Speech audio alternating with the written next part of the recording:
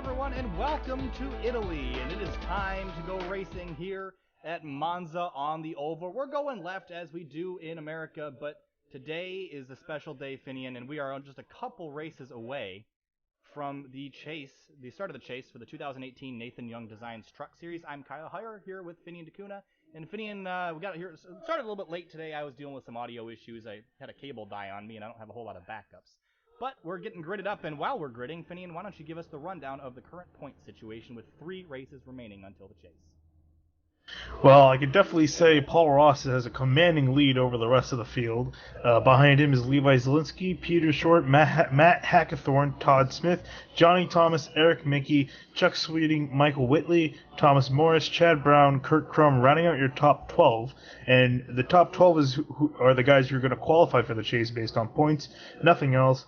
Behind them is Samuel Close, Kyle Hanshaw, and Jordan Teal close behind. They're all within about 10-15 points out of 12th place. So the battle is definitely heating up. Yeah, just a couple races remaining until that chase starts. And it's going to be a wild one here today. 57 laps on the left-turning oval, Finian. And we did a little test race in this and hosted a little bit last week. And what did we find out? Well, we found out that it's a lot like restrictor plate racing and a lot not like restrictor plate racing. This is completely different to Daytona and Talladega. From the little we were kind of messing around with, it's pretty much single file. Double file is kind of tricky. It's almost like on going 3-wide on a normal super speedway. These guys can almost definitely not go 3-wide. If they do, I give them my prayers. I expect to see fellows, and I don't expect him.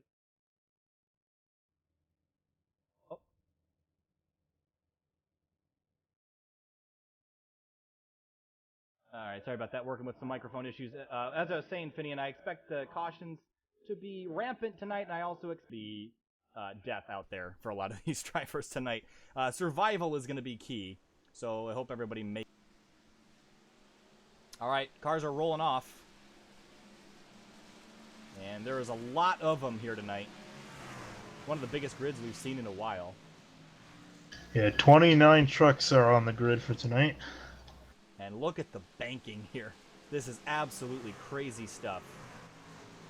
I mean, honestly, just looking at the wall, it's a beat-up highway fence. There is no catch fence.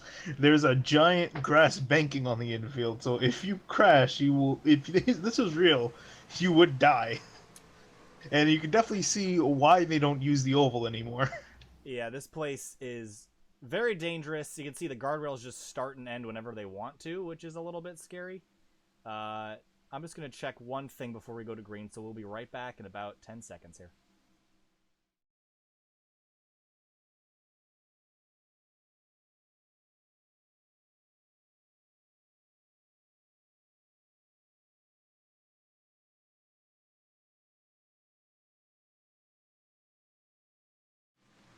Alright, we're back. Just had to do a little check of my frame rate before we get started here so that everything is as smooth as possible. And this grid is a large one, and honestly, Finian, I think a lot of these drivers are going to find out really quick. This is not like Daytona and Talladega where you can just keep the throttle planted all the way around here. You're going to want to, and that's going to be your wish, is to hold that throttle all the way down to the floor, but I think drivers are going to find out that, especially coming out of turn 4, that can lead to some certain death. Yeah, a lot of patience is gonna be needed for this race. 57 laps, and here they go. Out of the final corner. It's a long way around here, and the caution laps take a long time. Look at that field all the way up there, but we got a big field of trucks here today at the Monza Oval, and it's going to be a good race. 57 laps. The green flag is in the air here at Monza.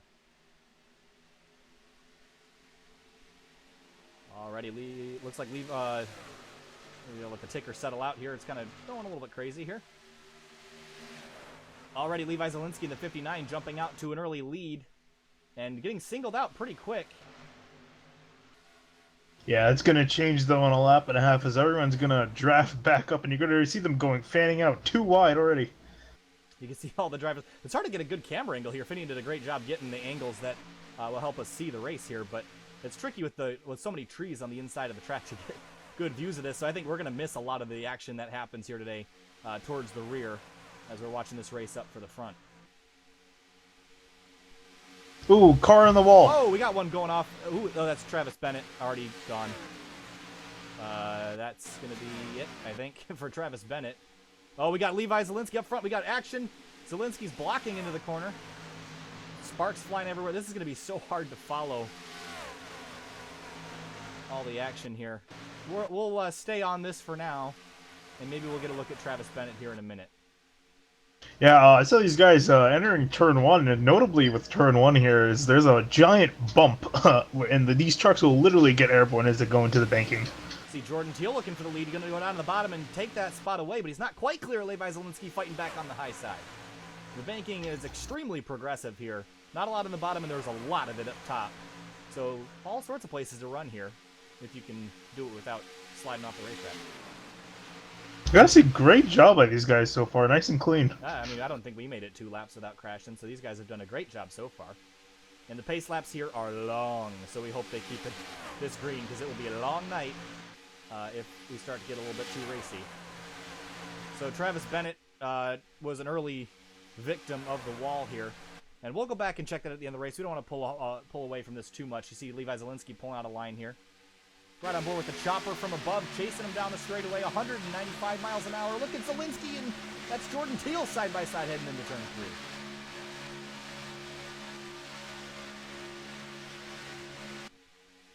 3. Ooh, Zielinski's not giving him any room. It is so tight here. Again, I'm pretty fascinated by the job they've done here. Here's the rear of the field. Everybody's made it through there all right. Look at them fanning out down the straightaway. Wild stuff. Who's that all the way down to the bottom? I think that's the number 1 of Todd Smith, and it looks like he's actually jumping out of this. He's getting away from that front battle, and maybe that's a good idea. Oh, we got one. Yeah, I mean, I think it was Stevens in the 63. Oh, contact! And there's a crash, and that's at least 6-7 cars there. Hopefully the rest of the field can get slowed down, but that's Hackathorn involved. Mike Stevens, that's the 88 of Rusty Webb, and others. There's the 48 of, is that Velez this week? It looks like. Where is the 48 on our ticker? Yes, it is. That's Nathan Velez. And a lot of trucks involved in that. Let's go get a look at that. And let's see what caused that.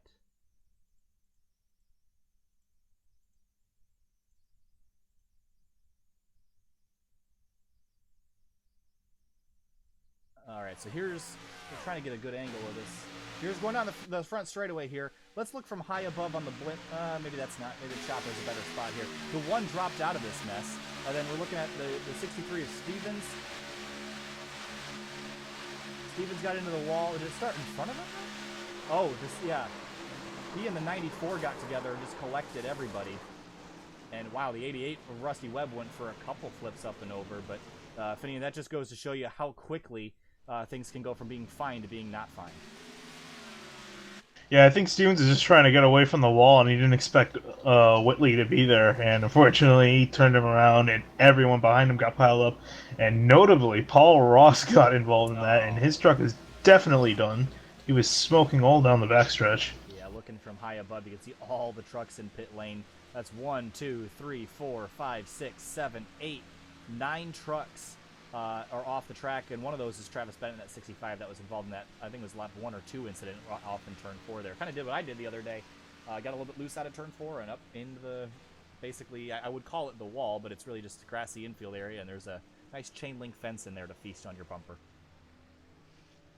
Yeah, over the radio I'm hearing Whitley is not happy with Stevens. Yeah, it's so tricky though, Finian. It's such a tight racetrack around here, and the guardrail grabs you. And if you can't quite get off the guardrail, as you see, it looks like Levi Zielinski ducking off into pit road there. It's so tricky not to overcorrect when you pull it off that wall. And yeah, was it the 63's fault? Probably. But there's, I don't really think it obviously wasn't intentional. And I don't even really think it was that boneheaded either. It was just a matter of coming off the wall and trying to keep your truck out of it, because he bounced off it and collected a bunch of trucks. But that's going to happen a lot here tonight. Look at those trucks on pit road. There's a lot of them. I will say, though, great job those 4 laps. I honestly thought these guys would have been in a lot earlier, but yeah, these guys have done a hell of a job. This pit lane camera is excellent, Finian, by the way. Finian, of course, does all of our cameras for SimTV every single week. They are custom. and done by Finian over the course of a few hours or a couple minutes, depending on how much time he has to do it. But he did a great job here for Monza. And looks like there's Chuck Sweeting there in the 26, and haven't really seen a whole lot of him since his victory in Charlotte. But hopefully he can get out here and avoid all the carnage. And some of these trucks pulling off pit lane are looking like they're in pretty good shape. But up front, Jordan Teal has been masterful out there. Took the lead away from Levi Zielinski and is leading this event 6 laps in. Sam Close up to 5 also. Sorry there, Vinny. No, yeah, I was going to say Zielinski, Teal, all those guys up front have been doing a great job. Just kind of biding their time, making a move when they can. And yeah, what you're talking about, patience is definitely key at a super speedway track. I was in a race just before this, and there are quite a few cautions because guys were just being a little too impatient, a little too early. And these guys got single filed out pretty fast and kind of stayed like that. So, and that's honestly what you need to do when there's 57 laps on the, I would say clock. It's not really a clock, but on the ticker. On the ticker, look who's in 6th place. Frank Sims 4th in that number 75. That is a Chevrolet he's driving. Doing a masterful job up here today. Had a couple issues at Lime Rock a couple weeks ago. And Langley also wasn't super good for that 75. But here he is. New paint scheme on his truck this week, I believe. And looking good running in P6 right now. And it looks like, is that Rucker in the 20 is going to head to pit road. And we should get the 1 to go symbol this time. And someone else is following him down. Trying to find out who that is. Lots of trucks actually following him down. Yeah, as far as I'm wondering, I'm guessing these guys are just topping off on gas. Yep, so up front, let's set the field for you right now. Jordan Teal, Sam Close, Chad Brown, Kurt Crum, and the number 11 is up running in 4th. Haven't seen him in a couple weeks, and here he is running in 4th. Frank Sims, the 4th, is going to move up into 5th. Levi Zielinski, David Wilson, Thomas Morris, Matt Gruenberg, and Eric Mickey. Hey, Eric Mickey's back. Glad to see him back here. He's missed a couple weeks and taken a few provisionals, and still up there in the point standings, so good to see him back on racetrack. And then 11th, Chuck Sweeting, Drew Eisenman in the 77 in 12th, Nick Miller in 13th, Peter Short running 14th, and Nathan Velez in 15th. 21st on back in pit lane with crash damage. Matt Hackathorn is the first of them. Luis Almaso also involved, and Paul Ross, as you said, Finian, not going to be a good night for him. No, definitely not where he wanted to end up. He's 27th at the moment, and I think that's where he's going to end up. All right, lights are still on in the pace car, so this is the thing about the cautions here, Finian. They are going to take forever, and I think that's going to give incentive to the drivers to race each other with a little bit more respect. And honestly, they were doing a great job, and it was a total accident there between the 63 of Stevens and the 94. That was Whitley there in the 94, but accident there, can't be too critical of that maneuver, because that was really that was going to happen at some point tonight. Got it out of the way early. Yeah, we can't really explain how hard it is to drive here compared to the other, I guess you could say, 3 super speedway tracks, including Old Daytona. This is just something like nothing else. You can pretty much use all the pavement you can see there. That yellow line really doesn't mean much, other than really where the banking starts to dip up. So you pretty much have free reign. It's not this really wasn't designed to have races like this. iRacing did it anyway. And yeah, coming out of turn 4, these trucks get so close to the wall, get so tight coming off. It's really easy to hit the wall, and then entering into turn 1, you can pretty much only go too wide before you start getting a little too crazy. And another thing, Finian, no restrictor plates here, which means that the trucks are about as fast as they're ever going to be. In the mid to high 190s. We might even see over 200 with a nice pull. The trucks here are insanely quick, and these trucks aren't really meant to go this fast. So it's tricky, it's bumpy, it's hard to hold a line. The banking's all over the place here, sliding around until you find that perfect spot for your truck to settle in. And it's a very tricky. This is probably one of the trickiest races on the schedule, if not the trickiest for sure. All right, we got the 1 to go. The lights are off in the pace car. We got 8 laps in, so we're about 7th of the way through. And you see the pace car rolling off the corner. Everybody's doubled up and ready to go racing once again. Looking from high above, lots of grass, lots of trees. Not a venue used very much anymore. There definitely are a lot of trees. Like you're saying with the cameras, it's really hard to get good shots here. Yeah. Should Doing get my a best over nice, should get a nice chainsaw and cut a lot of these trees here. They're down. deforesting the Amazon. This would probably be a great place to start, actually. Yeah, here are all the trees. Should come here. All right, so 1 lap to green here. We still got a lot of trucks left, 21 of them. We're down about 8 or 9 from where we were, but some of those trucks, that Hackathorn on pit lane, it's only showing him 1 lap down right now. I'm not sure if he's going to get that truck repaired at all, but Matt Gruenberg in the 54. Wow, that Jegs 54 catching up to the tail of the field. All right. So up front row, Jordan Teal and Sam Close are going to be your leaders coming into this restart.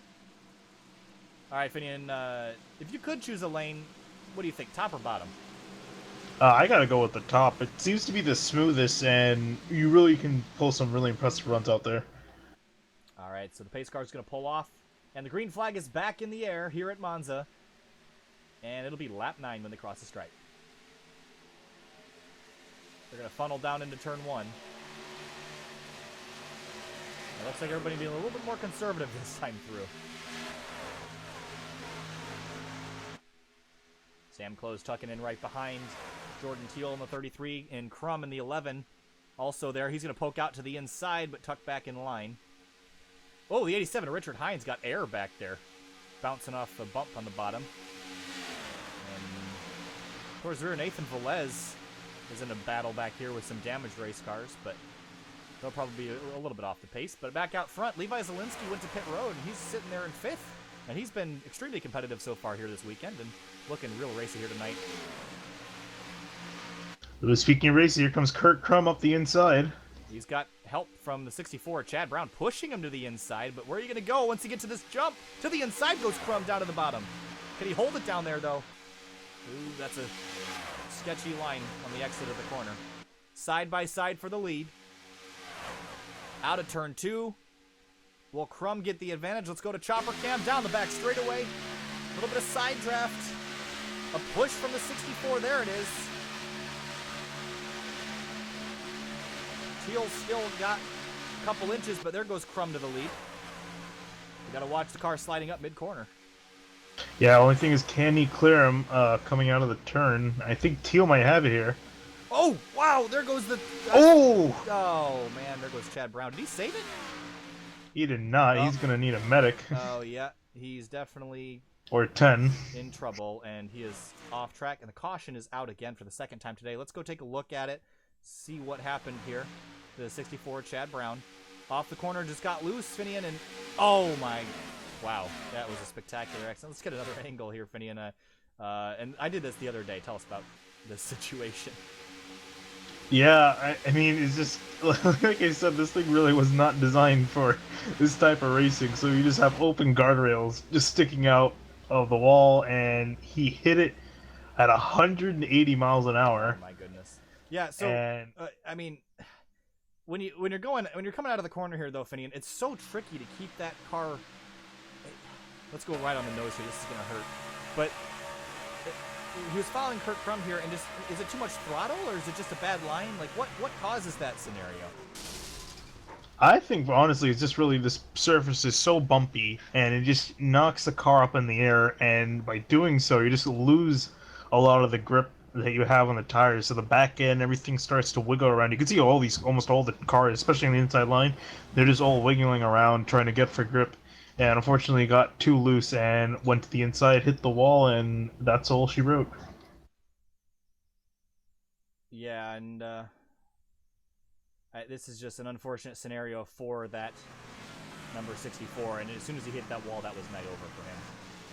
So that 64 will be retired. And it's amazing. He went from running 4th to running 21st in about a half a corner. We got some takers for pit road, and Kurt Crum is one of them. He might have PTSD after watching what he saw in the mirror. Yeah, these guys coming in to get some gas might as well, honestly, with the amount of guys taking it. And Levi Zielinski's back in again in that 59 truck. A couple new paint schemes on some trucks here this evening. Zielinski's the one I noticed. And here comes Kurt Crum pulling off in that number 11. And Zielinski in the 59.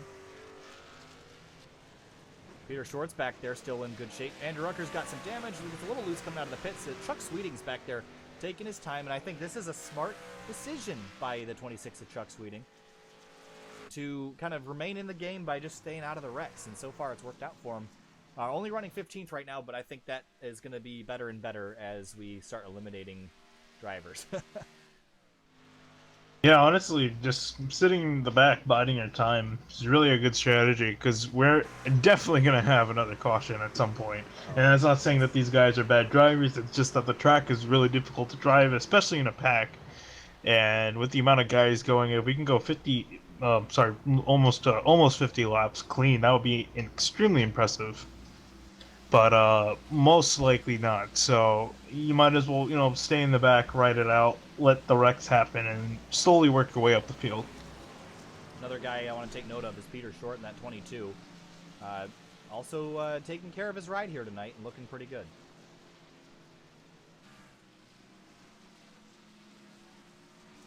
Also want to say here tonight that we are using YouTube's broadcasting event feature.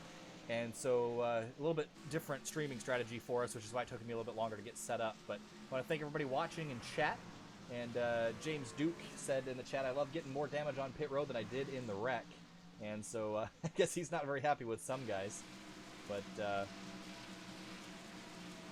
and he also said, can we get a little help from Baby Christmas Jesus? I think you're going to need about all the help you can get here tonight. Out up front.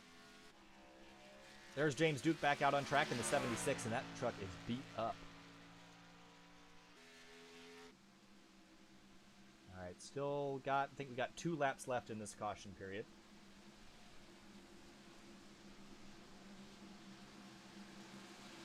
Drew Eisenman in the 77. Not a guy we've seen a whole lot of here so far this season, but that number 77, I believe that's a Tundra he is in. That is a gorgeous looking truck, if I can get a better look at it.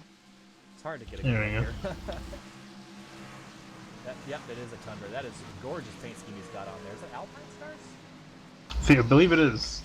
Great looking truck from Drew Eisenman. Running P6 right now. Also, Wade Lear, want to mention him in that 03 truck. Running top 5 right now, Johnny Thomas and Thomas Morris. Running right next to each other as always, so I can get my tongue twisted up. Todd Smith in the number 1. Remember, early on, he bailed out of that big mess right before that massive crash, and it has worked out for him. Running 19th, but not a scratch on that truck, and a good strategy for the points. Yeah, honestly, these super speedway races can really be a crapshoot sometimes. So, yeah, just as we were talking earlier, just bide your time and let the laps tick off.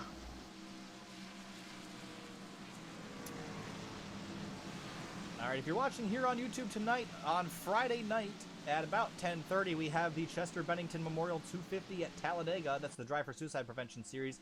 Be with us for that. It's going to be a great event. 94 laps at Talladega with the Cup car for that night. So that is with us on Friday night. So we look forward to working with those guys. It'll be our first broadcast with them. And we will see more of them later in the year and partially into next year, potentially. And then we're going to skip Wednesday this coming week because of Eldora Truck Night in NASCAR, and the Irwindale Sim Series will be back with us the following Wednesday. I believe that's the 25th. They'll be back with us at Irwindale as usual. So stick with us on Sim TV here. Thanks for subscribing if you are. If you're not subscribed, please do. It's all your iRacing content that you guys love to watch. There's plenty of it here, and it's only going to get crazier, and we're looking at our schedule. We're booked 6 days a week from August through November. So there's going to be a lot more racing content on here, all iRacing all the time. Going to be good stuff every night at about 10 o'clock for most of the events. Also, the Ferrari Challenge starts up in under a month for Scars, and we got some exciting things coming for that series as well. So good time over here at SimTV. Want to thank everybody for coming on board with us.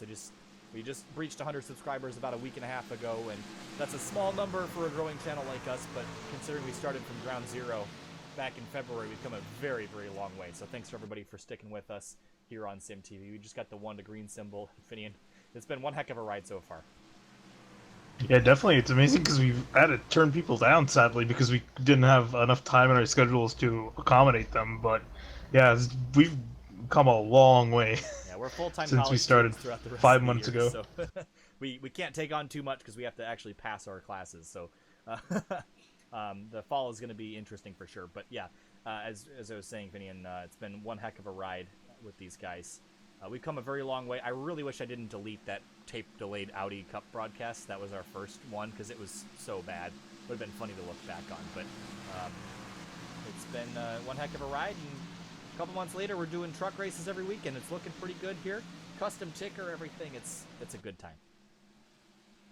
Yep, and it's going to be a great time for these guys because we're about to go green after pacing for 5 minutes. I really wish they took a pace lap off this track. Or just took the pacing a little bit faster. 70 miles an hour about the pace speed around here. We could probably do with 100. That'd be all right. But nevertheless, we're going to get back going racing here. We're going through turn 4 at the moment. Here comes the field.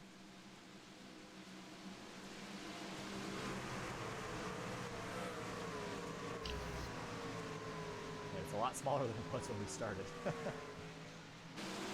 All right, pace car's going to pull off. Sorry there to interrupt you.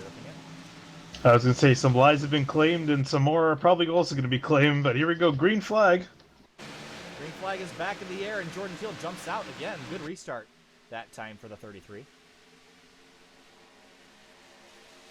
we going to make it through turn 1 this time? Looks like we will. Well, the 87 of Richard Hines got real close to that wall. Here comes Kurt Crum to the inside. He's got Levi Zielinski breathing down his tailpipe. Oh, and Sam Close off the outside. He might take the lead. He's got it. Can he clear the 33 is the question. But Thomas Morris in the 20. Oh, we got one in the wall in the back, and I'm trying to figure out who it is. Was it Todd Smith that bounced off the wall or someone in front of him? I know, it was the Hidden Valley truck. I forgot the car number for that. That's the 99 is what it is. Yeah, Nick Miller. And the 99 bounced off the wall. Pretty significant right side damage. He just disappeared. I think he's got internet issues. But yeah, he bounced off the wall pretty hard. And we got a battle for the lead. We can't pull away too much. And the 33's gotten back around the 5 of Sam Close. Oh, wow, who was that? Oh, man, they're scaring me. And this, David Wilson in the 39. Someone bounced off the wall. I think it was the 33 or the 5. The 33's got some right front damage, I think. Oh, no, it was the 27, I think. There's too many guys bouncing off the wall, and they're all too close together, and the cameras can't catch all of it because the corners are obscured by trees, so we're doing our best here. But into turn 3 we go, and the 27's in the wall again. Got doored a bit by Sam Close in the 5. I'm sure these guys are not very good friends at the moment. Man, that turn 4 camera's awesome when the field goes by at full speed. Yeah, so what I'm seeing is I think these guys are waiting for the straightaways to make their pass, more so than in the turns. And once they make the pass, they try to just get single file again. Yeah, I can't blame them for that, though. That's a smart move to avoid as much carnage as possible. But even down the straightaways, and Darrell Waltrip always says it's amazing how guys find a way to wreck down going straight. But when you start duking and diving down the straightaway, here comes the... It's at the 5 again to the inside. Yes, it is. It's easy to find yourself in a bad situation, pushing and shoving around here.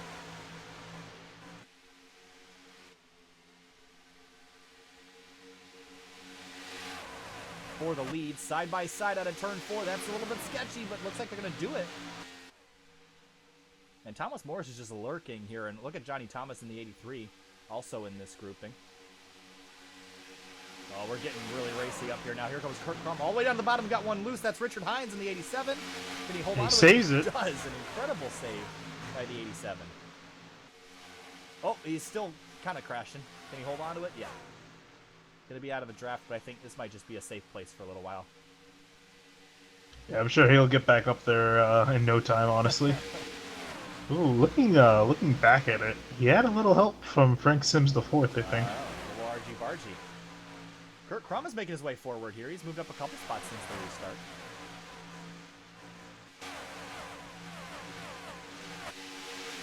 Levi Zielinski's in 5th. He's pitted a couple times, and he's kept moving his way forward. And I really think the 11 and the 59 have been... Wow, look at the 59 duking and diving. They've made up some really good time. Look out, Johnny Thomas. There's a wall there. Thomas is going to bounce off the wall just a little bit. These trucks can take a little bit of a beating, but you can't expect them to take too much more. These guardrails are pretty soft, and they'll bend in and catch your car at a bad angle. And here comes the 5 of Sam Close back down to the inside, and the whole train's going to come with them this time. Jordan Teal hung out to dry. Yeah, you really need to have some friends work with you on plate tracks. I would say less here, but it definitely doesn't hurt to have some help. And 33 Jordan Teal's got Levi Zielinski tucked up. Rear bumper there, and Thomas Morris, I believe, was that him, or there was a... it might have been the 39 of Wilson that got into the wall a little bit out of 4. Heading down the straightaway into turn 1 now. And Sam Close has the inside line. Oh, we almost went 3 wide for a second. That ain't going to work, boys. Here comes Levi Zielinski to the outside. Power move around there. Can he make it stick? No, Jordan Teal goes to block. That was a little bit risky. Holy cow. Oh, yeah, they both could have ended up in the fence, and I don't think Zielinski's going to really like that too much. Oh, man, you got to be careful, Zielinski. It's hard to see. There's a guardrail coming up. Get out of there. Woo. He's pushing and shoving. Oh, contact between him and Sam Close. And we got lap traffic coming up here shortly, so this is going to get interesting for the lead. Zielinski's rolling that high lane, though, and... Oh, contact! Zielinski's in the wall, spinning out of control. Into the wall, and the caution is out. Will he get collected by anybody else? Oh, Peter Short! Oh, Peter Short! No, no, no. Peter Short collected in that one. What a shame. Let's go back and look at it. We were riding on board when it happened, so we didn't really get a great indicator of how it started, but it might have been off the bumper of somebody. Let's see, riding from above. Got into the wall all by himself. Man, that was a hard impact.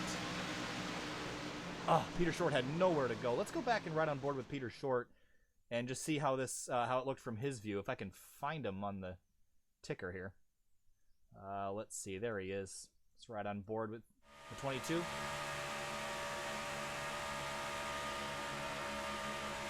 on board with Peter Short. And it's hard to tell it was even happening, especially because the 89 went so far off track when he first crashed. Oh, he got hit from behind, actually, heading into that mess. I think that was Eric Mickey. Yeah, he got hit by Eric Mickey as they were both trying to brake for it. Yeah, I can't really blame Eric too much. Let's take a look from Eric's perspective here. Riding on board with Eric Mickey now. And he was he had his vision obscured by the wall. And, yep. Oh, Mickey just avoided that. Wow, almost drove the pit wall too, but a really unfortunate incident that collected a couple really good trucks.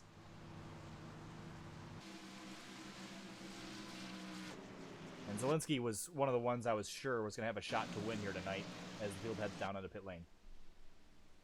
Yeah, looking at Short's truck visually doesn't look too damaged. So the right side's dented in a little bit there, but nothing looks like nothing too critical is damaged. Yeah, he got hit in a weird spot, kind of on the door, and that might actually be okay as long as it didn't knock the toe out of anything significant. But we'll see how it ends up. While we're watching the pit lane situation, Johnny Thomas in the 83 is going to stay out and take the lead, and Kirk Crum is going to inherit second place. Wade Lear in the 03 is going to hold on to third. Drew Eisenman's going to move up to fourth, and Todd Smith is back in the fight in P5.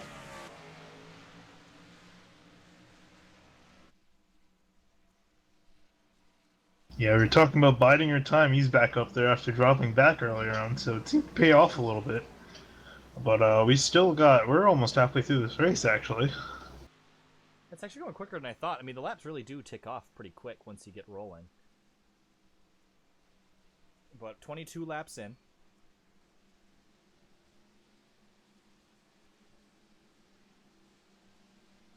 Down the back straightaway again. A couple more pace laps involved in this, but Eric, Mickey, Peter Short, both guys battling in the points, and both crash damage to those trucks shouldn't be too bad. Do you know who else is out there who's on the lead lap and still running, even though that truck is totally beat up? Is the 44 Matt Hackathorn rolling back out onto the racetrack. Doing a pretty good job wrestling that truck around to keep himself in the points. Yeah, I'm actually surprised. I thought he was gonna give up because I saw them that he was still on the pits when they were going green one time, so I thought he'd just given up. And that's awesome that he's back on the lead lap, able to fight. And James Duke in the 76 also going to be able to stay on the lead lap. And I think one of the things that helps here, Finian, is the track is so big that you can do a lot of service while the pace laps are going on. Yeah, and speaking of service, from the looks of it, Short didn't have too much damage. He's outpacing again, so... Peter Short's truck looks fine. We're looking at it now out of turn 4, and a little bit of right side damage, but for the most part in great shape.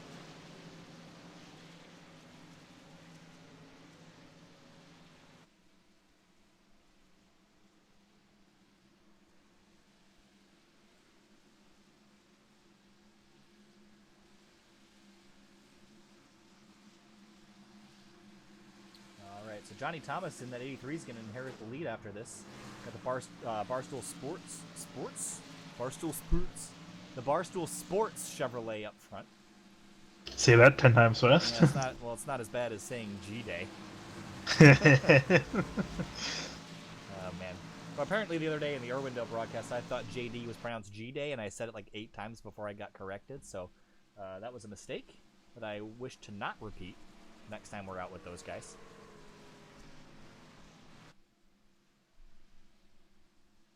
Looking out from the rear of that Barstool Sports Chevrolet, and there's the 11 of Kurt Crum, who has had little stints of greatness here in the Truck Series, and he's a great all-around iRacer, but really shows his stuff here occasionally in the oval stuff. He had a good showing at Eldora, was really competitive there, and also I believe at Bathurst. I don't know if he was, I'm pretty sure he was there for Bathurst at the beginning of the year, and did also pretty well there. So a great all-around racer, Kurt Crum is. Also known for his exceptional performance in the Scars Ferrari Challenge earlier this year. Yeah, right now he's currently running 12th in the points, so if you can get a good finish here to put him further into the points, be more secured.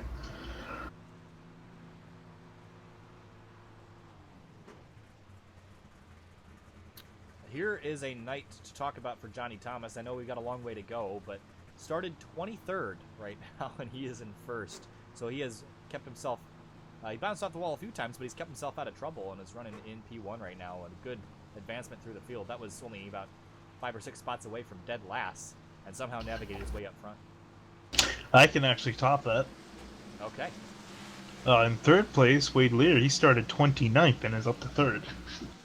Wow, yes, you're right. Wade Lear in that 0-3. I would say he pretty much started dead last, so he's moved up quite a ways. And I guess that really shows how on a plate track or super speedway that your positions can change around all day long. I'm looking at this right now where people are almost nowhere near where they qualified. Well, some of the guys that were run out front involved in that early accident, and others were the beneficiaries of it, have moved up into the top 10.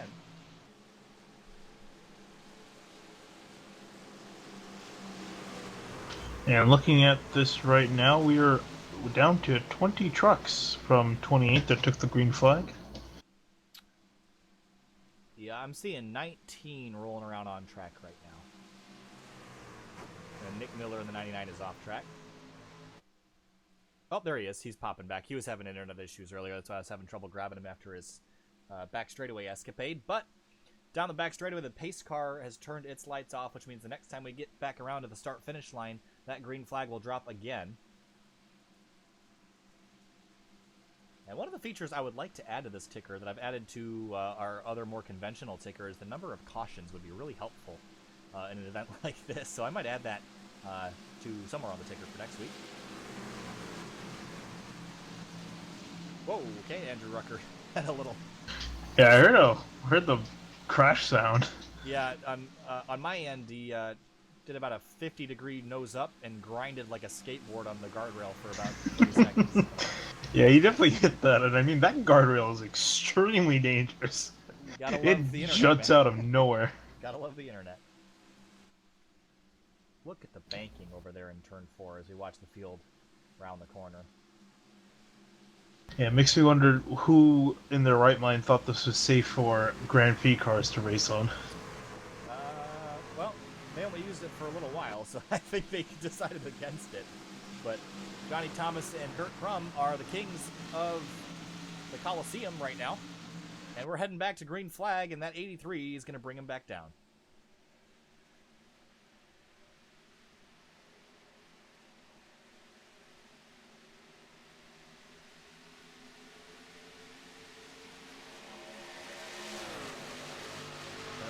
everybody's sorted themselves out already. Jordan Teal is still side by side with the 20 of Rucker. Actually, that's the 5 of Sam Close. Rucker's behind him. Yeah, I've been seeing Teal all day on that top groove, and it definitely is the best groove here. But the only problem is that wall is extremely unpredictable, jets out in certain places, and can really get you. But he's been perfectly fine. Frank Sims running right now in the 12th spot. Started 28th, and he has kept his nose out of trouble. And this is a good, a little bit of contact with her with the 48, but keeps it going straight. But he's had a couple rough weeks, but he's having a good performance here tonight. Yeah, let's see if he can keep it up. As yep, these guys are going single file so far. A report towards the rear. The 99 of Nick Miller is heading back to pit road, presumably to work on damage. Up front, though, Kurt Crum looking real racy behind Wade Lear. He's moved up to second.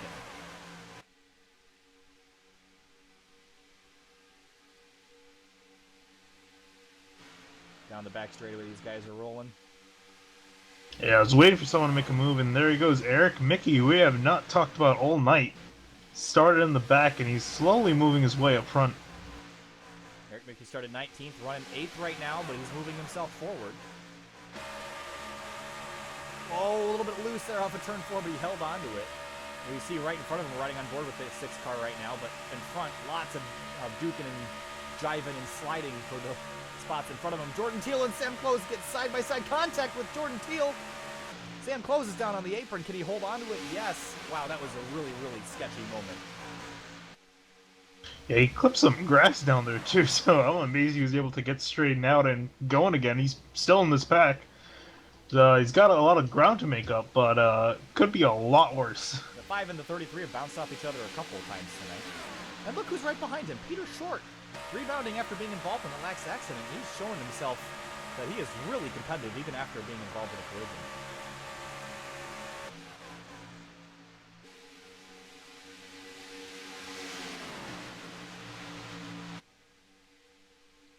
Eric Mickey's. I was gonna say Eric Mickey seems to be dropping back. I don't know if that's on purpose or not. Oh wow! A horrible collision. The 0 is involved. Kurt! And Whoa! Kurt Crum is involved, and that is a vicious impact, and that is night over for the 03 and the 11, and maybe more, but I wasn't sure if I saw anything. Oh man, we need we need at least 10 ambulances. To get these guys. Oh my. It was just the 2. There was the 03 and the 11. And I would like to get this back in slow motion. Here we are. This is... Oh my. Yeah, so wow. Wade Lear just dropped out of line. And let's see if we can ride on board with the 20 truck maybe. So Wade Lear drops out of line to go to the high side and just impales himself on the barrier. And the 11 truck gets about 40 feet of air up and over. And that is certainly... Wow. The 11 went up and over the guardrail? I mean, this is just insane stuff. Here we go again from the first TV camera. Following that was one of the most violent wrecks I've seen in all of my years of iRacing. So the medical crews will have to attend to the 11. Oh, did Mickey get involved in that? Oh, we have to look at Eric Mickey's on board here to see if he just missed this. But neck coding it. I guess we'll have to see. Wow, the 11 bounced up and over. If he didn't hit him, it was really close. Oh, he went through him. I think netcode saved him, actually. So Eric Mickey is going to get away with what could have been a lot worse. So, all right, we're back live now after watching that vicious collision, and we really certainly hope that Kurt Crum and Wade Lear are okay after that impact. That was a very, very violent stop. Pretty much 195 to 0 for the 03.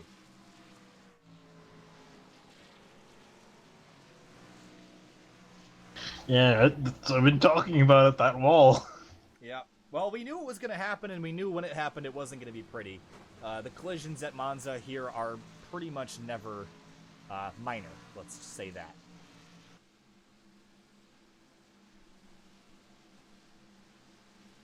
Looking from high above Monza here in Italy. We're 29 laps into this race. If you're just joining us here and you're not subscribed, please do. Like I said before, It's sim racing content all the time. What more could you ask for? Got some cool leagues that will be working with us later on, and we got some cool leagues working with us right now. You can find all the information related to sponsors, Race Kings, Nathan Young Designs, all that in the description. Thanks for being with us, and as the ticker gets a little jumble here, we're going to head down to pit lane and mix up the field again.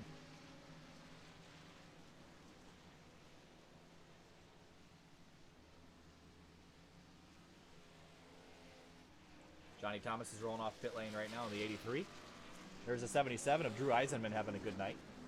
Peter Short missed another one. I will say... Oh, wow, Zielinski's out on track again. Oh, my goodness. He's 3 laps down, but does he have a truck he can drive? Well, looks bad, but if it drives, it works, I guess. And he's actually the free pass recipient. He just passed the pace car. That is pretty lucky. One thing I wanted to mention, Finian, in that relating to that accident, is how that happened with basically the second and third car in line, and we only tore up 2 cars. Yeah, that was an amazing job by everyone else to avoid that, but also partly, usually when cars start flipping in iRacing, the physics system just goes crazy, and pretty much if you hit someone that's flipping in the air violently, you're probably not going to get any damage. So that also played part into it a bit, otherwise we would have had a lot more wrecked cars. And also the fact that they were competing with British Airways for the most efficient airline of 2018. I mean, they were... a little bit more legroom in these trucks, I would think, than some of those planes. But, I mean, some of those guys launched, and I think Elon Musk was spotting them over there on Mars. But they certainly got some air, which driving underneath usually helps. 54, Matt Gruenberg stayed out under this yellow and has moved his way up into the first spot in that Jegs Toyota Tundra. And Andrew Rucker in the 20 has found himself up here in second. Although he probably doesn't have a whole lot of friends after... was it Langley we were at? Yeah, I believe it was Langley. Yes. And ran into a couple guys there. I'm sure there's a few guys that are still remembering that. Anyway, the 54 is going to pull off into pit lane.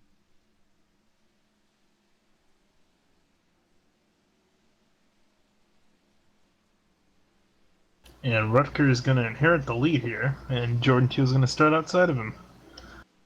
And Jordan Teal, phenomenal night for him. He's kept himself up in the hunt. He's been run into. He's run into people. He's bounced off the wall, and he's still running up here in second place with very minimal damage to the side of that 33. You know, keeping himself out of trouble best he can, which is a good thing to survive the end of this race. So we're about 27 laps away from the end of this race, so we've passed the halfway point now. If we were to go back green, Finian, this race would be over in 21 minutes. Well, that's crazy. Don't think it's going to happen, but this was a really short race, and yeah, these pace laps just extend this insanely. They're pretty brutal, the pace laps around here.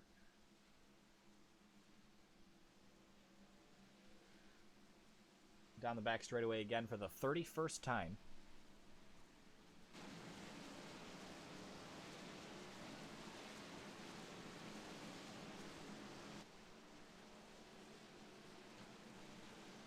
I'm about to sneeze, so I'm going to mute my microphone. Or not. Okay. Help me. Did you have a... Oh. It wants to. Okay, I'm glad you guys didn't have to hear that. All right, we're back. I had to hear that. That was hilarious. I feel much better now. Andrew Rucker's leading, by the way. Lap 31. So the top 5, Rucker, Teal, Wilson. Hey, the 39 of David Wilson's up in the top 3. Nathan Velez, who has kept himself out of trouble for the most part tonight. And Frank Sims rounding out the top 5. A little bit of damage to the nose of that 75. Yeah, he's having a great run compared to the way the rest of his season has gone. Definitely not the way he would have liked, but he's got some prime position right now. Yeah, and it's just doing a bit of damage, but shouldn't hurt him too much. So let's see what he can do with this track position. And a lot of guys diving into pit road again. Worst he could finish right now is 17th. So I think these guys are liking their chances here. Even if you crash now, you're still going to be better than half the field. And we're going to check out the pit lane situation. There's Todd Smith in the number 1, and the 77 is going to pull out of pit road again. That's the 77 of Eisenman. Peter Short's Yeah, it was definitely for fuel. These guys pulled in like 3 seconds, and then they were off. So topping off on gas, these guys I think are a little bit close though, with 27 laps remaining. So just topping it off here. Hopefully we won't have to see a fuel mileage race. Yeah, I think we should be good from here on out if these guys have topped off the tank. So Eisenman in the 77, Peter Short going to bring up the rear of this. We got a couple more guys, Gruenberg in the 54, Todd Smith, and Levi Zielinski, who are catching back. Levi Zielinski is only 2 laps down now, so he got a lap back. He is in good shape, considering how bad the truck is. We're doubled up here. We're going to have about a half a lap until we get back to the green flag. And we'll have 25 to go when we get the green flag.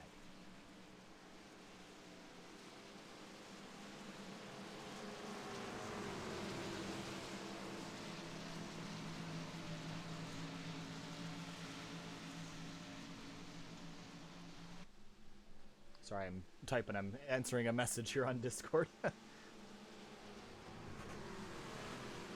Alright, so I'm going to ask you this real quick before we go green. Who are you liking for having a shot at winning this race? It's a total crapshoot. But if I had to say one guy that's been a dark horse in all this, Eisenman in the 77's kept his nose real clean. You can never root against Peter Short, but Frank Sims, I'm going to take the 75 tonight. I think he's going to go up here, and I think he's going to challenge for the victory.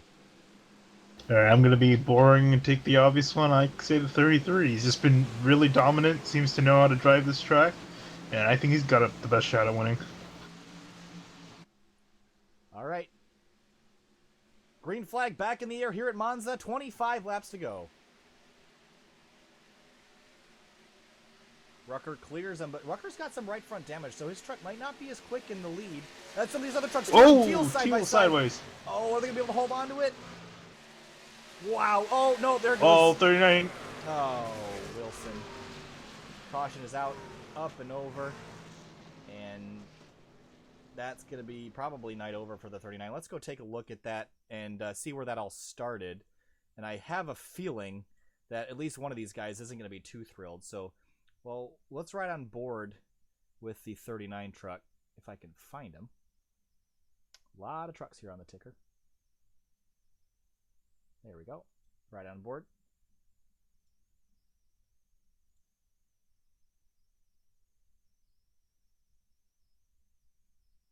Yep. See, I'm not really sure what to make of that, Finian.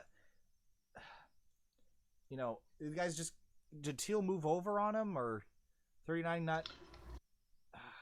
I mean, I would...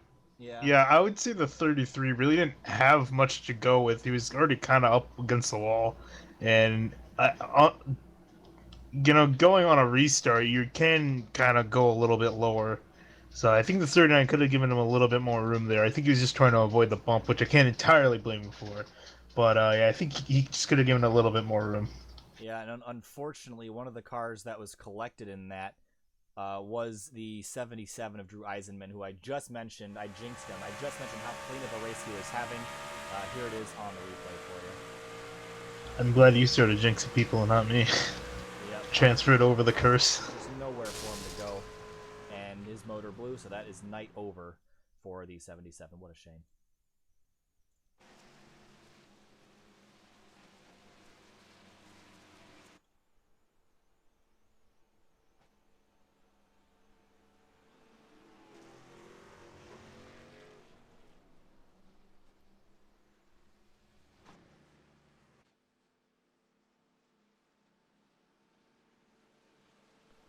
All right, so on lap 34 now, and we got 57 total in this race.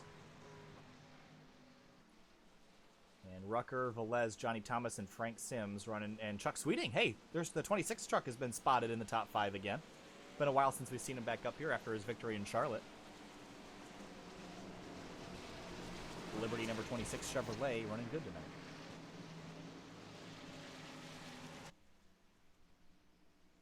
Yeah, he had a great run last week at Langley, finishing fourth, and even in Lime Rock he finished 10th. So he's had some decent runs going for him. And if he can finish where he is, and I mean, even if he even if he crashes or gets some damage, the worst he can really finish right now. There's only 14 trucks on the lead lap, so he's made it to the end in pretty good position. To see what he can also do with it. Again, this running order can completely change by the time the checkered flag comes out, so you gotta just sit and watch.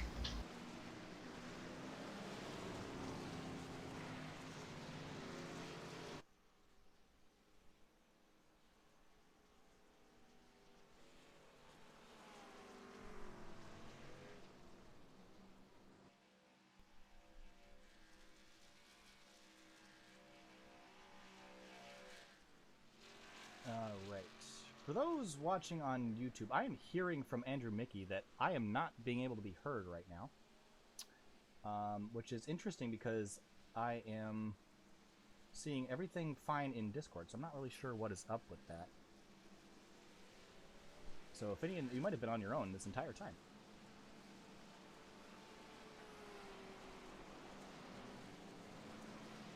I'm seeing it in Discord, so I should be able to be heard.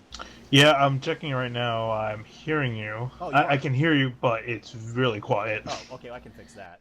And only through the left channel for some reason. That is a peculiar one. Okay, well. Alright, let me just do a little boost here. Okay, how is... Oh, that's not going to... As I mentioned before, we had audio issues. I broke a cable, USB cable, and so I had to replace it with a backup cable, which obviously isn't working as great as I would like it to, so that's awesome. I'm freaking thrilled. So I can't boost this too much more. Let me just do a little audio boost on the OBS side of things.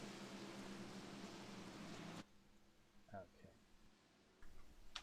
All right. How about now, Finney? Can you check the broadcast in about 10 seconds here once the cars cross the line? Yeah, I'm checking it. Okay.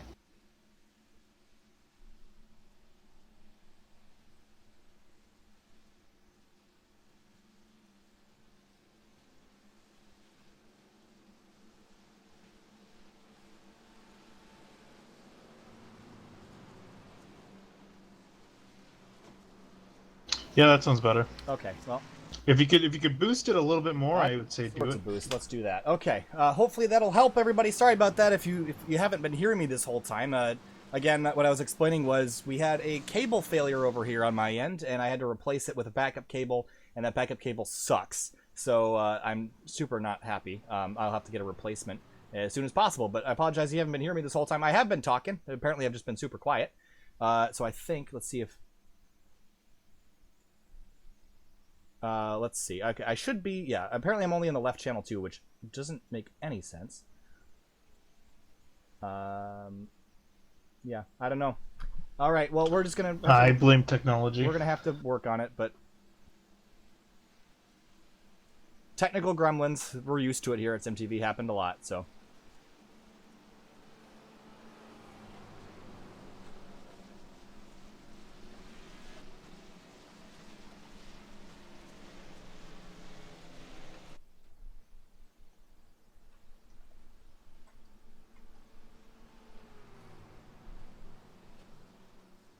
Alright, so basically what ended up happening the other day was I went to go turn on my PC, and guess what? That USB cable that is XLR to USB from my Phantom power unit for my microphone, the cable was basically shorting out my system and it wouldn't boot.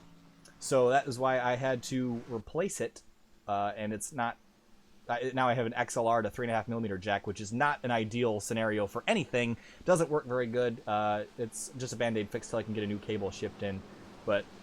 didn't have a whole lot of time to test out the audio stuff because I had to work prior to this. So we'll have that Band-Aid fixed for next week. I'll have a new cable. We'll be all back up and running. Hopefully I'll have that by Wednesday so I can have it set up for Friday's drive for suicide prevention, Chester Bennington Memorial 250 at Talladega. That is 10:15 p.m. on Friday night. All right, we got the one to green here this time, and hopefully...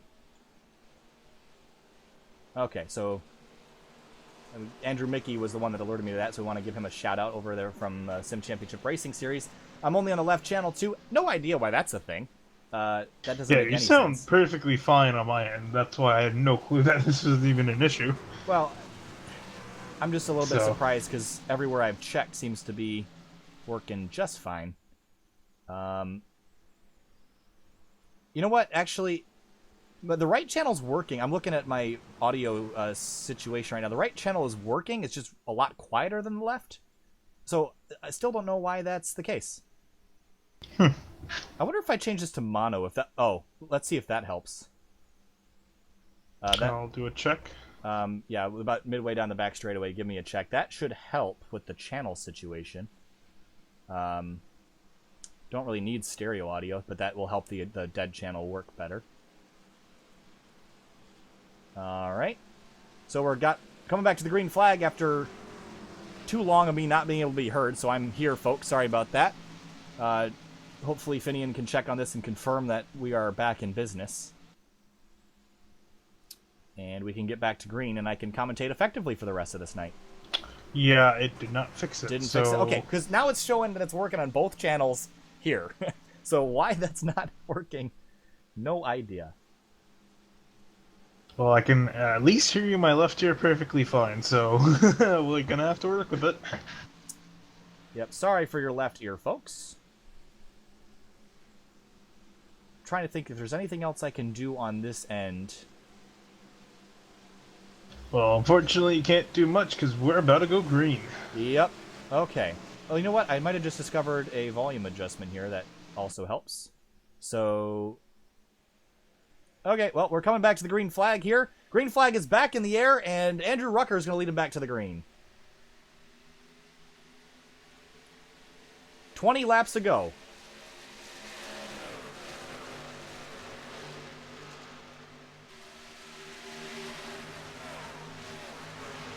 Yeah, there are a lot of unfamiliar faces in the top few spots right now, so we'll see what these guys are made of right now. And only 15 trucks running, and Levi Zielinski has got all but one lap back. So Zielinski's looking in pretty good shape after his pretty terrible crash over there in turns 1 and 2. Or, excuse me, he crashed in turn 4. Almost all the other crashes have been in turn 1 and 2, though, interestingly enough. And look at Johnny Thomas in second place behind Rucker. Oh, crash! Huge That's crash. Sam Close in the 5. No caution, but let's go back, take a look at it real quick, because I didn't quite catch that. Oh, it was Eric Mickey. Ooh, wow. It was Eric Mickey that got into him here. I don't know if this was... Let's see if we can find out what happened from Eric's nose. Yeah, I'm looking at it from above, and it seems like Sam Close is trying to make a pass on the 75, and thought he had some room there. Yeah, but... you know what happened there, Finian, is when the 75 slowed up on corner exit, and I don't think the 5 car was expecting it. And Eric Mickey's also got some significant damage there. Oh, the 33's in the wall over there in turn 3, but managed to keep it going straight. Yeah, I think the 75 was slowing up a little bit. It caught Sam Close by surprise, and we went to do that crossover, slowed up, and got tagged by Eric Mickey. So just a racing incident there, but that's the end of the night for a very dominant car. Looking a lot like the Coke Zero 400. Yep. Except it wasn't just one guy taking out the entire field. At Ricky Stenhouse? Yep, there it is. Ooh, Richard Hines trying to make some moves up there in 4th. Yeah, Hines is having a good night as well. Oh, we got some John guys... Thomas also very patient up there in 2nd. Saw some guys peeking out to the outside down the back straight. That's a dangerous spot to do it with that guardrail that just starts there on the right-hand side of the track. Oh, contact in the wall. That's to the 75 in the wall. And this is not going to be pretty here because the 33 is stuck behind him. There's going to be some significant damage. There's got to be some steering issues with that truck now. And the 29 of Morris also kind of behind that mess. So several trucks slowed up there. So we have a 5-car breakaway up front. Yeah, that really took Jordan Teal out of the fight. So unless we get another caution, it's kind of going to be it for him. I'd say we're not done with yellows just yet.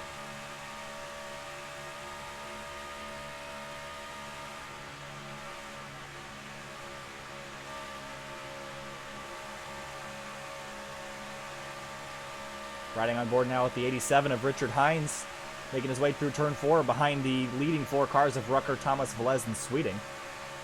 Wasn't Velez involved in an accident earlier in this race? I believe he was, but seems to not matter now. He's up there fighting for the lead.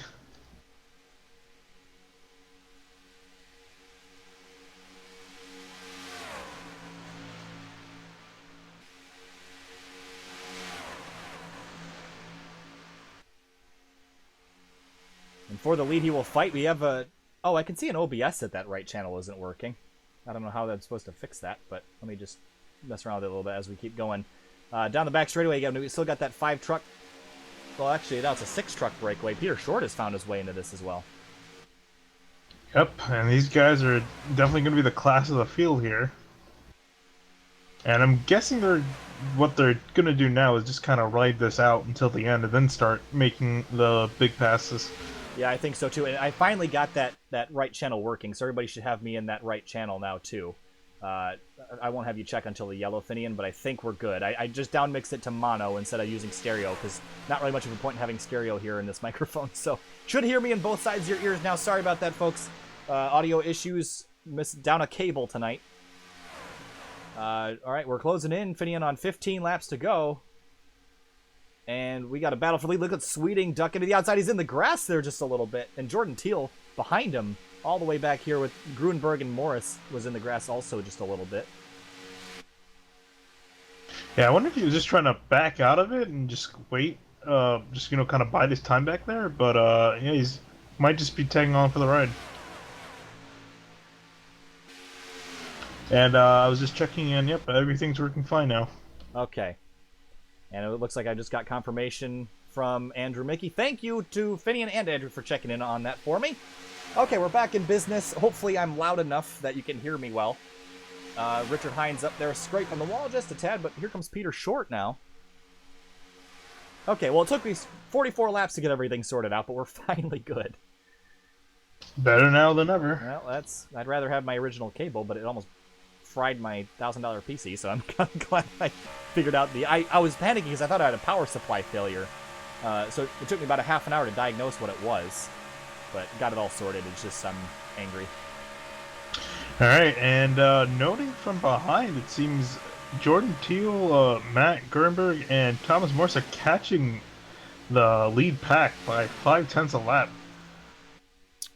You would be correct about that. Yeah, so these guys are not out of the fight yet.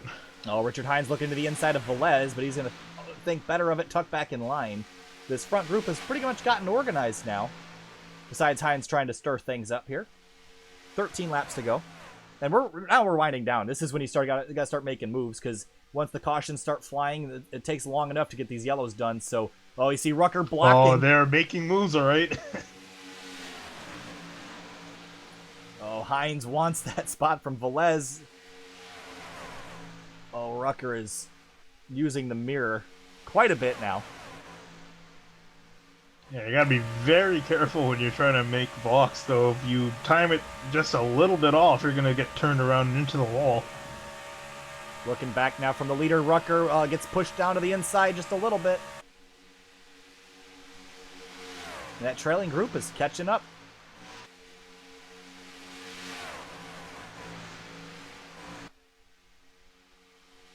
And pretty much this top 9 trucks are pretty much the only guys left in contention for the win. As they run right now. Yeah, and I think some other trucks behind him, Zielinski, Duke, Todd Smith, I think some of those trucks have damage too, so they wouldn't even be all that quick up if they were with this group. So we've narrowed it down from 29 to about 9. And we're going to be coming now to 11 laps to go when we get to the line. Oh, look at Johnny Thomas to the outside. Can he get there? Yes, he does. Side by side down the front straightaway. Oh, we're seeing some pit stops? Yes, we are. And it looks like Andrew Rucker dives off down to the inside. I wonder if anybody else here is... Oh, actually, I can take a look at that for you and tell you. That's the beauty of ATVO. All right, stint. Oh, man. So Andrew Rucker is in the pit lane, as is Nathan Velez. Peter Short is only 11 laps in. I'm sure he can make it to the... Actually, you know what? I'm not quite sure about that. Well, Frank Sims is 26 laps into a stint. Oh, here comes Peter Short on the inside, though. Peter Short's going to just run up there and take the lead away. But as we're looking at the stints, so Short pitted 11 laps ago, Johnny Thomas 18 laps ago, Hines 18 laps ago, Jordan Teal 11 laps ago, Sweeting. Ooh, Johnny 18. Thomas on the wall a bit. Yep, a little bit of a scrape. Oh, they're playing chicken with that pit wall. But one of the guys that is for sure good to go is going to be anybody that's got 12. And the wall. Well, that all Huge goes out the crash. window. Never mind. Okay. And they're still crashing. And we're going to have to go back and take a look at that because I was looking at the pit situation, didn't see what happened here. So let's go on board with maybe Chuck Sweeting would be a good guy to ride on board with. So here we are heading down the front straightaway. Slow down half speed. Let's see what happens here. There's Jordan Teal. I believe that was Johnny Thomas. The 87 moves over to the right. Teal's pushing the 83. Teal gets into the wall, scrapes, sparks fly. Oh, net code there with the 33 and the 87. And then the 26 was involved. And the 87 was torn up in that pretty significantly. So yeah, just a racing incident there. Guys going for every last little bit, but it tore up a lot of good cars. But look who was out front. Peter Short in that 22. He always seems to find himself here. Yeah, that was a better time than any. And I mean, yeah, not many trucks that are without damage, honestly, left in this thing. Just kind of scrolling through the field here. Everyone has some dent or something. A couple guys that are extremely happy that that caution came out. Andrew Rucker. They're going to have fuel, maybe tires. I didn't see if they took them or not. But Andrew Rucker, Nathan Velez, all guys that went to pit road, and they're going to have another chance at life here. They would not have, because I believe the 22 could have easily made it to the end.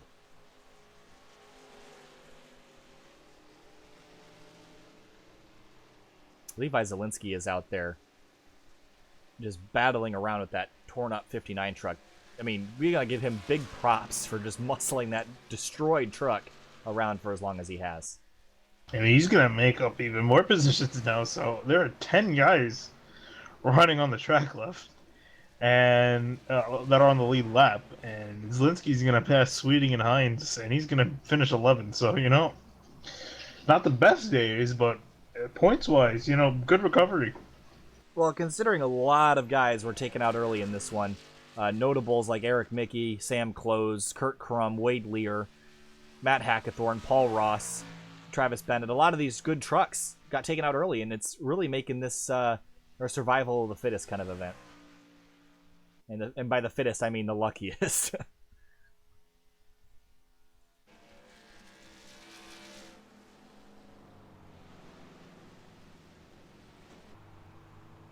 All right, so if you're just joining us and you notice that the first half of the race you couldn't hear me, that was because I have a microphone issue that I have sorted out.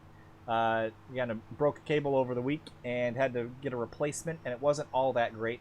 So hopefully I am nice and loud and clear and in both ears now for the ending of this race, because I was clearly not at the beginning. So I apologize for that. And it looks like we will be good to go. And now it's going to be go time once this restart drops, Finney, and there'll be no time to be sitting around. Oh yeah, no. By the time these guys get up to speed, really, it's gonna be about 5 laps to go. So, or actually less, I should say. They're only on lap 50 now. So yeah, these guys are gonna be all over the place. Probably might see a caution, although I hope we don't, because we do not have green-white checkered. So I do not want to finish this thing under the yellow flag. So hopefully these guys race hard and race clean. Just gotta get to that white flag. This actually has been one of the shorter races of the season, even though there's been lots of cautions. I think they planned this race to be a little bit shorter just to kind of offset for the long time that it takes to pace around here, and that was honestly a great decision. And sometimes these broadcasts could be between an hour and 45 minutes and 2 hours, and I think we're going to be closer to the hour 45-minute, hour 50-minute range tonight once we have everything all said and done. So good job on 3WideRacing League's part for kind of getting that all sorted out and planning in advance for that. Yeah, honestly, if they made it longer, we would be a couple of trucks short to probably even finish the race. Yep. So that all worked out. All right, one guy who has snuck into this after being involved in an accident or two, Todd Smith in the 1, has had strokes of awesome luck and strokes of terrible luck this season. Here he finds himself in P5 with 7 laps remaining. Going to be in good shape for a top 10 here, because you have to try pretty hard not to get a top 10 at this point.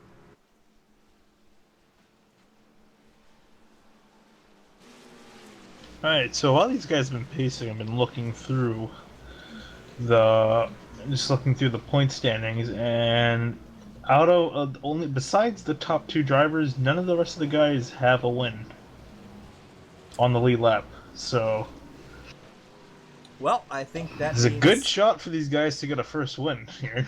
Yeah, I think they're going to do everything they can to get that win as well. I mean, why wouldn't you in the first place? But also with the added caveat that the chase is coming up, and 12 drivers get into that chase, and it begins in 3 events, and after this event it'll be 2 events. So we got a couple races left to decide all this.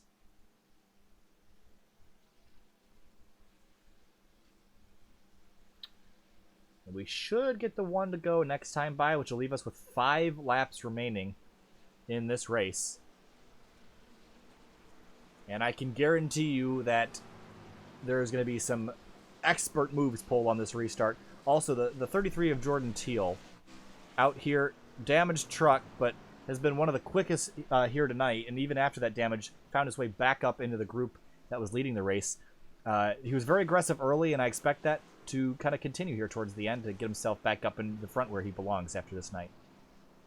Yeah, I'm checking the points now. He's currently 15th, so if he can get further up on the grid, he should have a great points day, and he could really use those points trying to get into the top 12.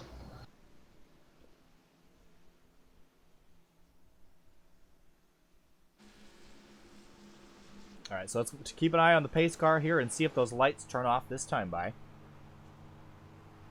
Riding on board with the Kansas City Southern Tundra of Peter Short.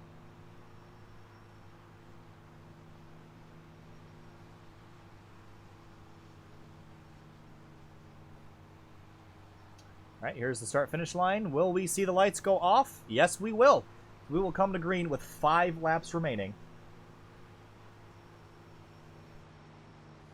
And it's going to be a fun one to watch. Let's hope we all keep it on the racetrack, all go in the right direction. And I think the desperation level is going to go up significantly in the final laps here. I see a couple trucks in here that are not damaged, one of them being the 54 of Matt Gruenberg. Got not a scratch on that truck. He's going to be in great shape. 27 of Thomas Morris has bounced off the wall a few times, but for the most part, that truck is in pretty good condition. Johnny Thomas's truck looks pretty good, as is Peter Short, even after Short was involved in that crash with Zielinski. The 1 of Todd Smith a little bit crinkled up in the nose, but all in all pretty good. I'd say pretty much every truck that's in this has a shot to win. And I think we're going to see them all try to take that shot here towards the end of this race. Yep, 11 trucks on the lead lap, 12 in total running at the moment. And 5 laps to go, so if we get a caution, we're probably going to finish under yellow. So it's pretty much all or nothing right now.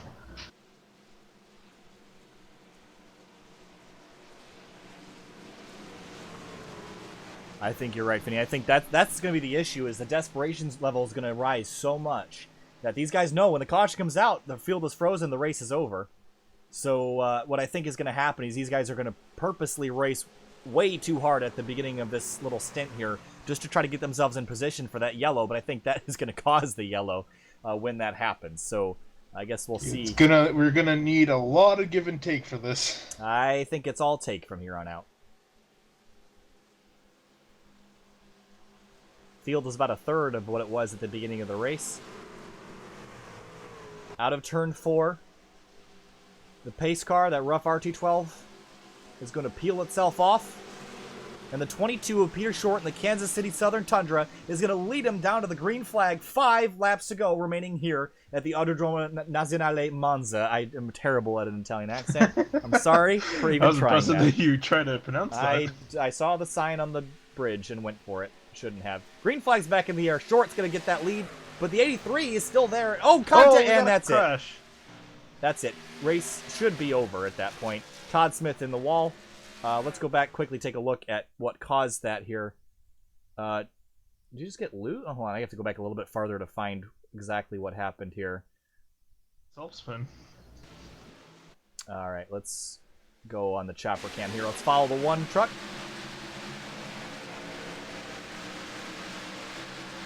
See if there was any contact with him and the 27 or the 20.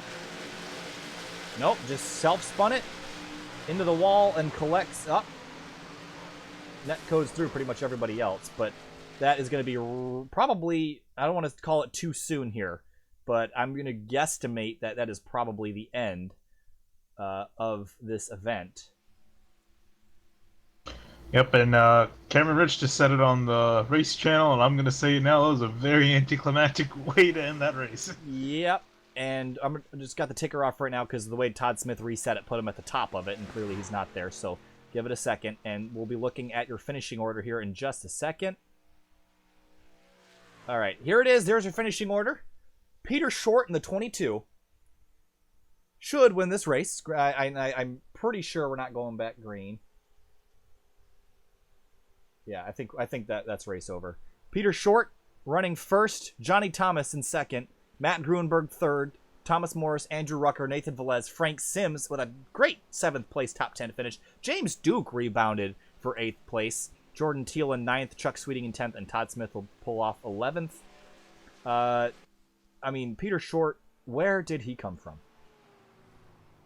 Yeah, he really, at the start of the day, I honestly didn't think he was going to have much of a shot. I thought he would finish well, but I mean, as people just started getting wrecked out of the race, he slowly emerged as one of the more dominant guys out there. So, I mean, maybe so from a a wreck avoidance standpoint, but really didn't show his strength until towards the end. And one of the things he started 21st, was involved in a crash, came from the back to the front, and is probably going to end up winning this race.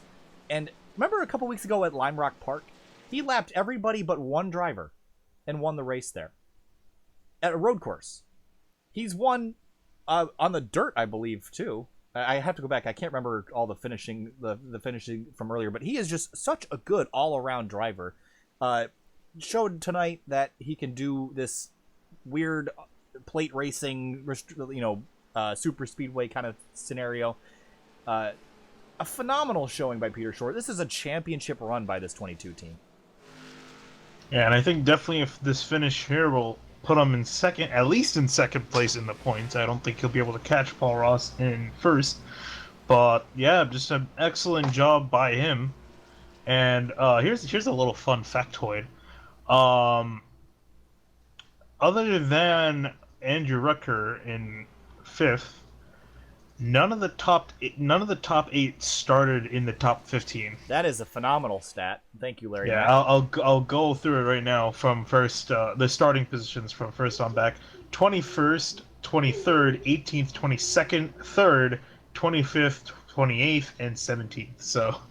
Yeah, I think that goes to show that laying back strategy, pretty good one. And if you look, a lot of the guys that started up front, Whitley, Stevens, Ross, Bennett, Hackathorn, Luis Amaso, all involved in wrecks. Sam Close also taken out in one. David Wilson, Kurt Crum. All those trucks, if you could see what I'm looking at right now on ATVO, all the grayed out trucks that are off track, it's a big number. 11 trucks are going to take the checkers, and we started with 28 is what I'm seeing here.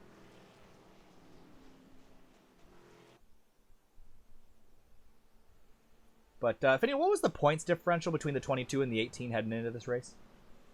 Do you have that still? Yep, the points differential is 67 points. Okay, so not going to eclipse him here, but he'll definitely take a big chunk out of it. Yeah, he definitely will. 18 is running 27th after his early accident. He was involved in the big one that also involved the 94 of Michael Whitley, Rusty Webb, Mike Stevens, and Luis Lamasso. All right, we're going to get 2 laps to go here, and the cautions are always a little bit different. Let's just see where this is going to put us here. The lights are going to stay on, so the next time by would be 1 to go, so this race is officially over. And I think while we're pacing for another 2 long laps, I thought, now's the time, better than ever, to explain how the points qualifying works. Oh, please do, because I don't even think I know. Yeah, alright, so I'm having it right here. So the way 3Wide does it is a very interesting way of doing it. We'll have a graphic up for next week to explain everything I'm talking about. As we were saying, the top 12 drivers in points will qualify for the championship. No wins get you in, purely on points. The first two drivers in the point standings get a first round bye, so they won't have to even worry about qualifying for the second round. Then there are two different brackets of drivers, the odd numbers and the even numbers. And between out of those five in each bracket, the top three advance to the second round, where they'll go against the first and second seed in that round. After that, the top two from those four in each bracket will advance to the final round, where all four drivers will compete in one race for the championship. Well, that is a mouthful, and I guess we will have to have a informational graphic up for next week, just so we can help everybody figure that out. So we have 2 rounds left to settle this championship, and it's going to be a great championship run here towards the end of the season. I believe we conclude the regular season at Kansas in a few weeks. I believe you're right on that. I'll double check that. Yep. Yes, we do. And what's the next race on the schedule? That is going to be... We are at Lucas Oil. That's right, Lucas Oil. So Lucas Oil for the next round, and then Kansas Speedway. So that we got a short track and an intermediate coming up. And it's been one heck of a season so far. Very diverse tracks, very diverse schedules. But the two men that have been on top of most of the charts here this season have been that number 18 of Paul Ross, involved in an early accident, and your winner for tonight's race, Peter Short in the 22, who just came from out of nowhere. This is the exact opposite of what happened at Lime Rock Park, where he just went out and dominated and led every single lap. Only led a couple laps here tonight, and it's going to pay off for him. Yep, well, as they say, you can lead every lap of the race. It only matters if you lead the last one. And it certainly helps leading the last one when nobody can pass you. So Peter Short is sitting pretty behind that RT12 pace car. And not in danger as long as he has enough fuel, which he will, and as long as he can keep all of his tires going in the forward direction, and he comes back around, takes that checkered flag, Peter Short will take another victory here this season. Johnny Thomas comes home for second, the best run he's had in a while. Matt Gruenberg in the 54. I haven't really talked about him enough, but his truck is in great condition, and an awesome showing by him in that Jegs Tundra. And he'll finish on the podium. Thomas Morris in the 27 will finish 4th. Andrew Rucker in 5th. And Rucker, the outlier, as you mentioned, Finian, started 3rd, finishing 5th. The only guy in that group that started in the top 5. Yeah, Nathan Velez in 6th. And how about Frank Sims, the 4th, finishing in 7th? That's a great result for him. Yeah, Frank Sims, again, as we mentioned his struggles earlier in the season. He's had lots of accidents, some of his doing, some of have not been. But he'll come home tonight with a P7 finish. An extraordinary outing for him. And we always like seeing small teams like that run well. As well as James Duke in that 76. As, again, like a lot of other drivers, had showings of greatness and had a lot of bad weeks. And this is not one of those bad weeks. He'll come home with a nice, solid top 10. And Levi Zielinski, got to give him great props for bringing that truck home. Only a lap down after all the struggles that he went through and the crash that he had over there in Turn 4. Good finish by Levi. Yep, and now finally coming out of Turn 4, the flag that Peter Short really wanted to see, it's the checkered flag. And yep, great job by him all day. I mean, just staying out of trouble was the key to this race, and we all knew that. But even the guys that were trying to avoid it found themselves in trouble. And, you know, the finishing order is definitely not what I expected. I thought Velez was out of this a long time ago with the stuff he was involved in. Rucker scared me a couple times. He was almost involved in some things. But Peter Short's going to come home and take the victory once again here in the 3Wide Truck Series, sponsored by Nathan Young Designs and Race Kings. And he's going to fire himself around. Hopefully he can get a nice burnout in here. We'll see if he rolls around to do that. So we'll keep the camera on him. We're going to wait a few minutes before we go to interviews. We definitely got to interview that 54 truck of Matt Gruenberg if he is available, because that is a phenomenal showing by a driver that I don't believe has run most of the season. No, that name honestly seemed really unfamiliar to me. I'll take a look at the points right here. Might have been in a couple races, but definitely not one that we're used to seeing up front contending for wins, and he definitely has tonight. So congrats to that number 54 driver. Yeah, I'm looking at it. Yeah, this is his first start. I did not know that those little arrow barriers out of turn 4 were collidable. So I was very happy when I saw the 22 just run those over and they went flying. All right. Peter Short is doing he's doing parabolica in reverse and doing a drift. Excellent. That's a good way to celebrate. I was wondering where he went. Yeah, I'm looking at him from high above in the sky. There he is doing a burnout. The Kansas City Southern Tundra finding itself in victory lane once again. And he will head to victory lane.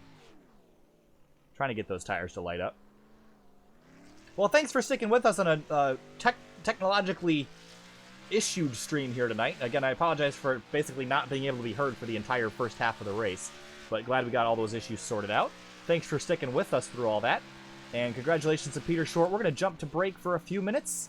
We'll be back with you in a few... Oh, look at him, Short drifting expertly, and there he goes off in the sand trap. But we're going to go to break for a few minutes. We'll be back with your winner and a couple other drivers here in a few minutes. Thanks for being with us.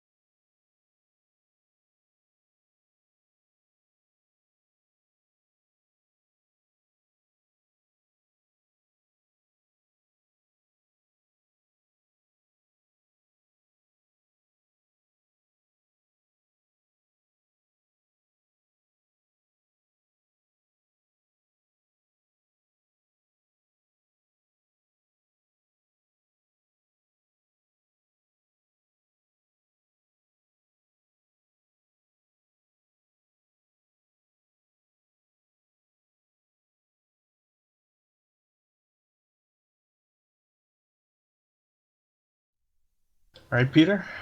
All right, welcome What's back up? to Sim TV. We're here with your winner, Peter Short. Peter, you came out of nowhere tonight and took home another victory. Honestly, I'll be honest, didn't pick you at the beginning of the race. Started pretty deep in the field, but came back and won this race. Tell us about your adventure tonight. It and it was an adventure. Gosh, that track is absolutely crazy. Man, when I saw it on the schedule last year, I was kind of like, oh my God, what's going to happen here? And I think we saw some of what I expected. I think Kurt flew off into space or something. I don't know. Um, yeah, started in the back. I didn't qualify. got involved in the first accident. I came to a complete stop, and I thought that all the cars had stopped moving, and Velez had gotten stuck on the apron, and he couldn't. I guess the banking was so high he couldn't go up the track. So I had completely stopped, and I thought he was going to let me by, and I started moving, and he then reversed down the track and got into me, and I had some damage from that. It wasn't too bad. Kind of was enough to stay with the pack. Um, a lot of drivers checked up a lot tonight. It's just kind of a single file super speedway race. It was kind of funky. Um, anyway, got going, got ran over from behind by Eric, and somehow I went right through the wrecking car of Levi Zielinski. That's one of those internet god just decided to say, "Oh yeah, you'll be fine. You'll just go right through him." So I went through Levi, no damage from that, and from there on out, it was kind of just playing strategy, thinking about when to pit for fuel, when not to pit for fuel. It's kind of one of those races you want to run backwards, like what Rucker did. You want to stretch your fuel because you won't go a lap down if and when you pit. So, had enough fuel. I kind of thought maybe some of the guys around me might have been saving, so they were checking up a little bit more. I don't know. And I just got a really good run on the back stretch, and I made the pass just the right time and got a couple of yellows. Yeah, a couple of yellows indeed, Peter, but that was a phenomenal performance, keeping yourself out of trouble as best you could. And we thought for sure that your night was over after that contact with Zielinski. It looked pretty scary from our end. We went on board with you and saw that there was really nothing you could do there. But a great comeback for you, and back to the front. And man, you're looking really good heading into the championship. You got 2 rounds left. What do you expect of the next couple of weeks? Well, O'Reilly Raceway Park, or whatever it's called now, is going to be an interesting race. I guess it's Lucas Oil now. Man, that track changes its name every other week. That track's going to be interesting. I didn't run too well there last year. It's really, really tough to pass. It's because the high groove has just got quite a bit more banking than the inside groove. So it's going to be an interesting race. Track position will be important there, kind of just like it was last week at that little short track that we went to. Langley, was it? Yep, that was Langley. Yeah, and man, these weeks are all running together. So, and then after that, I think it's Kansas, and that's just kind of a go back to a 1.5 miler. So, looking forward to it. Trying to get that second place. I think Paul's got first place pretty much locked up, but definitely going for that number 2 spot to get that first round by. Yeah, you definitely made a big gain on Paul Ross tonight. He finished 27th after being involved in that first track. But thanks for talking to us, Peter Short. Good luck to you in the next round, man. It was a phenomenal performance again. Even after your Lime Rock performance, coming up and winning this race was definitely a shocker for us. But congratulations, buddy. Thanks, guys. All right, so that was Peter Short, your winner tonight. And shortly we will be talking with Jordan Teal. Jordan Teal is here up in the booth with us, and the driver to number 33. And Jordan, you had kind of the beginning of the night was a lot better than the end, but you were up and down a little bit. Tell us about that night and how it turned out for you. Yeah, it started out pretty good. I was probably quite aggressive at the start because I knew track position would matter at this track. The farther back in the pack you are, the harder it is to pass. If you're in the top 3, you can make a move happen and try to make it stick. And then, I pitted because it'd be a good time to pit because I was almost out of fuel. Got back in the pack a little bit, and then worked my way up. I think I was fighting for third there at the end, and then Netcode kind of reached out and got me. But basically, going into turn 1, I knew Richard was on the inside of me, so I was wanting to leave him the whole bottom. Tried entering high and entered too high and grazed the wall, which pitched me down, and before I could get the truck going back up, we somehow netcoded. Like, I went back and watched the replay, and there's like a 1.5 foot gap between us, so sucks for both of us because I think we could have both ended up with a top 5 there at the end. I really felt like I knew how to navigate 3 and 4 to get a really good run down the front stretch, so I was hoping I could get up there and race Peter and Johnny to try to go for the win there, but just wasn't meant to be. All right, thanks for talking to us, Jordan. A good night for you. Anyways, P9 finish and avoided most of the carnage, so congratulations on that. We'll see you next time. All right, thanks, guys. Thanks for broadcasting. Yeah, thank you. All right, now we should be with Johnny Thomas in the number 83. And Johnny, you've had some great nights and had some mediocre nights, but tonight was a great one for you. You came home in second. First of all, congratulations about that finish, and tell us about the closing laps of that one because it got kind of wild. Thanks, guys. Yeah, it was a unfortunate end to the night. Second's good, but it's not first, so it ain't that good. But I was in a really good spot when I was behind Rucker. I thought the field was really calm, and we were just kind of riding it out, and I didn't know those guys had to pit, and they came down pit road about 10 to go, and it left me hanging way out to dry because I was about a half second in front of those guys in the back. They got a run on me, and Peter went to the inside and passed me, and I was fine by that because second place seemed like a pretty good spot to be late in the race, especially coming down to 2 laps to go or 1 lap to go. And I was just kind of riding along, and then we just got hit with these late race cautions that we seem to get when we have these types of races. Monza was an exciting track. You had to be on top of your game. If you blinked once, you were going around. You had to be pretty focused in, and I thought this was a really cool track to race at. But I'm guessing a lot of people couldn't handle it because we saw 7 cautions. It seemed like the race lasted 5 hours. Yeah, Johnny. Actually, it was one of the shorter races, but it was the pace laps definitely take forever. 57 laps around here under yellow is a long time. But P2 finished, nothing to hang your head over. Great finish for you, and good luck heading into the last couple races before the chase here. Thanks, guys. Should be a fun one. Thanks for broadcasting. Thank you very much, Johnny. Have a good night. Yep, you too.